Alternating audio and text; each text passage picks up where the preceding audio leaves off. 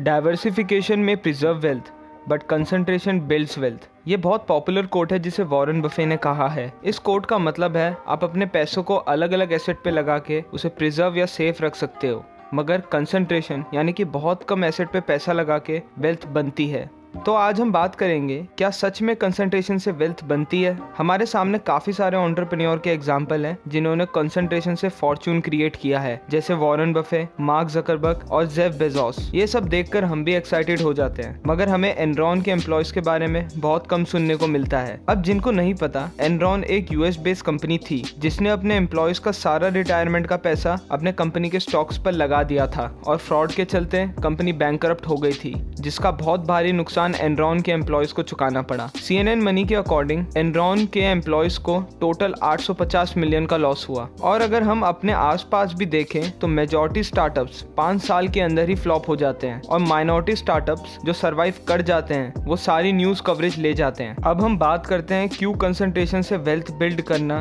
Average investor के लिए बेकार है। आगे बढ़ने से पहले हम एक टर्म की बात करते हैं जिसका नाम है कंसंट्रेशन रिस्क। कंसंट्रेशन रिस्क एक ऐसी कंडीशन को बोलते हैं जब पोर्टफोलियो का मेजॉरिटी हिस्सा केवल कुछ एसेट्स ने कवर किया होता है, जिसकी वजह से अगर वो कुछ एसेट्स डूब गए तो रिकवरी का होना भी इम्पॉसिबल हो सकता है।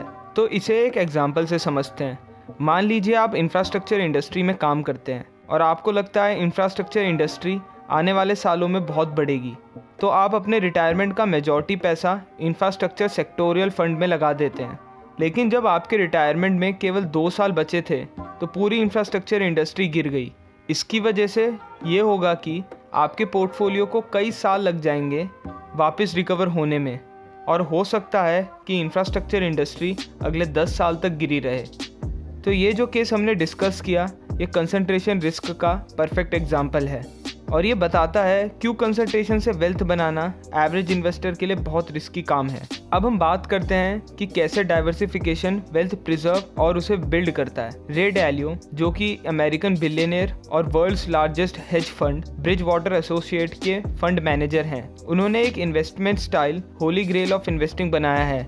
लेकिन आगे बढ़ने से पहले हम कोरिलेशन बिटवीन एसेट्स को समझते हैं। कोरिलेशन का मतलब होता है अगर एक एसेट क्लास जैसे स्टॉक, तो वो अगर वो बढ़ता या घटता है तो दूसरे एसेट क्लास जैसे कि बॉन्ड पर किस तरह से इफेक्ट करता है, जिसका मतलब पॉजिटिवली कोरिलेटेड एसेट्स एक साथ बढ़ते हैं और नेगेटिवली कोरिलेटेड एसेट्स में जब एक बढ़ता है तो दूसरा कम हो जाता है, जिसका परफेक्ट एग्जांपल है इक्विटी और गोल्ड। आपने नोटिस किया होगा जब स्टॉक मार्केट बढ़ती है तो गोल्ड प्राइसेस कम हो जाते हैं और जब मार्केट गिरती है तो गोल्ड प्राइसेस वापस से महंगे हो जाते हैं। इसका मतलब ये है इक्विटी और गोल्ड नेगेटिवली कोरिलेटेड हैं, या जिसे हम जीरो कोरिलेटेड भी कह सकते हैं। तो चलिए अब बात करते हैं होली ग्रेल ऑफ इन्वेस्टिंग की।